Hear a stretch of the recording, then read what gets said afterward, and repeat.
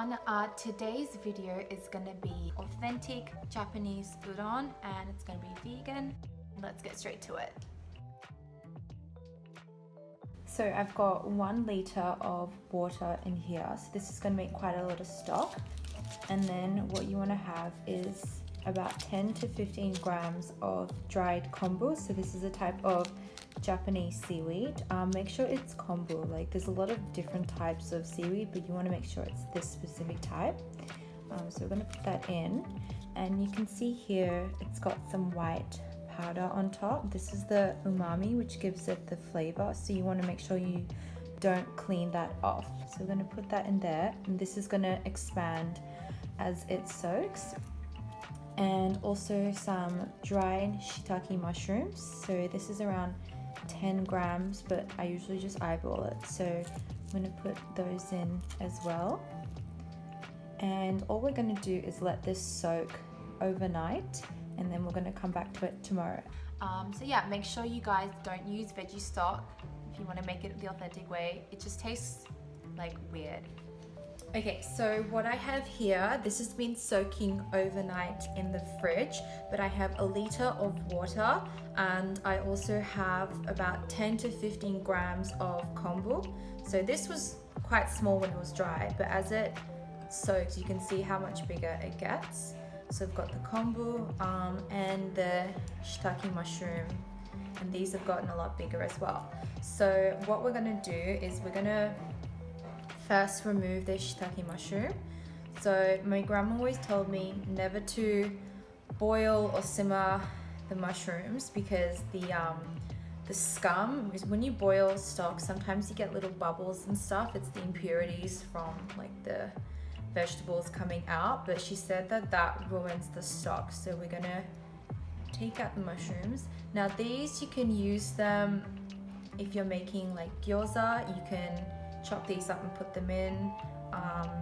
I tend not to reuse these in stock, just because I find that they can kind of go off pretty easily even if you're storing them in the fridge. Okay, so now we've removed the mushroom. We're gonna put this on low heat, and just before it boils, we're going to remove the kombu, because if you boil kombu, it's gonna get really slimy. Okay, so let's go and do that. Then you want to heat up this broth, and as it starts to get warmer, you want to remove the impurities, the foamy bubbles that appear on the sides of the pan. Just before the water starts to boil, when it looks like it's almost pulsating a bit, you want to remove the kombu. You can reuse kombu and make other types of dishes with it, and I might do a recipe on that soon.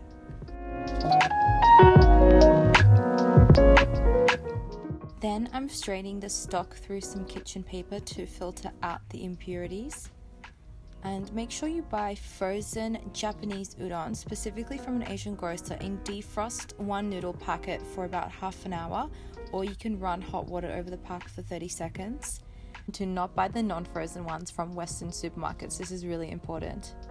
And defrost some Japanese bean curd as well, or you can microwave it for about 30 seconds if you're in a rush, but don't boil it or it will lose its flavor. Then pour 300 ml of the dashi into a saucepan and add 1 tablespoon of mirin. Substitute with brown sugar if you don't have any mirin. 1 to 1.5 tablespoons of brown sugar, 3/4 teaspoon of salt, and a tablespoon of soy sauce. Then heat up the dashi in a saucepan until it's quite warm, and pour it into a bowl.